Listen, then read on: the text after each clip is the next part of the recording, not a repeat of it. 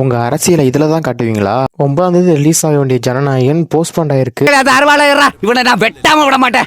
ஏற்கனவே தளபதி கடைசி படம்னு ஃபேன்ஸ் எல்லாம் வருத்தப்பட்டு இருக்காங்க. இதுல எரியில எண்ணெயை ஊத்துற மாதிரி போஸ்ட்போன் வேற ஆயிருக்கு. ஆனா ஒண்ணுங்க, என்னைக்கு ரிலீஸ் ஆகுதோ அன்னைக்கு தான் பொங்கல் ஃபேன்ஸுக்கு எல்லாருக்கும். இதை பத்தி தளபதி ஏற்கனவே ஆடியோ லான்ச்ல பேசியிருந்தாரு. என் படம்னாலே பிரச்சனை வரும், இப்ப நான் ட்ராக் வர மாறி போறேன். ஆனா ஒண்ணுங்க, நியூஸ்காரங்க இதை மட்டும் கரெக்டா போட்டுறாங்க.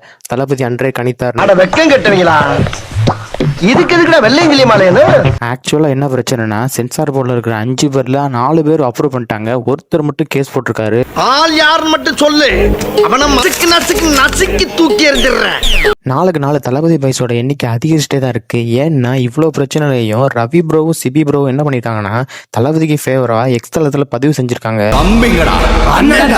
ஜனநாயகம் படத்தோட டைரக்டர் ஹச் வினோத் அபிஷியலான டேட் என்னைக்கு ரிலீஸ் ஆகும்னு அனௌன்ஸ்மெண்ட் பண்ணுவோம் அப்படின்னு சொல்லியிருக்காரு.